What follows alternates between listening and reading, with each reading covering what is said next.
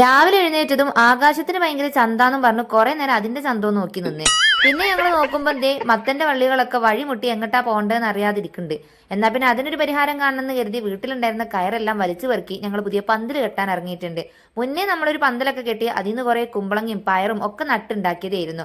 പക്ഷേ ഈ ചതുരപ്പയറിന്റെ വള്ളികൾ വളരെയധികം കഠിനമായി അപ്പുറത്തുള്ള മരങ്ങളൊക്കെ ആക്രമിച്ച് അതിനെയും കെട്ടിപ്പിടിച്ച് കയറിപ്പോയതോടെ എല്ലാ പന്തലും നമ്മൾ വലിച്ചു പെറുക്കി കളഞ്ഞതായിരുന്നു.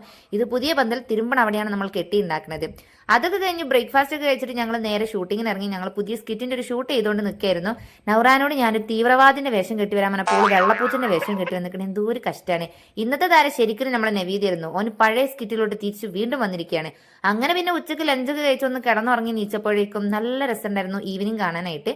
പിന്നെ പുറത്തുള്ള എല്ലാ ചെടികളൊക്കെ ഒന്ന് നനച്ചു കൊടുത്തു. നമ്മൾ മാത്രം തിന്നാ പോരല്ലോ, വല്ലപ്പോഴും അതിനും കൊടുക്കണ്ടേ. മുളക് ഇഷ്ടം പോലെ ഉണ്ടായി. കഴിഞ്ഞ പ്രാവശ്യത്തെ മുളക് ഞാൻ ഉപ്പിലിട്ടേക്കാണ്. ഇത് ഇനി കുറച്ചും കൂടി ഉണ്ടായിട്ട് നമുക്ക് കൊണ്ടാട്ടം ഉണ്ടാക്കാം. അതിന്റെ വീഡിയോ ഞാൻ വേറെ ഉണ്ട്. അപ്പത്തുള്ളൂ. ടാറ്റാ.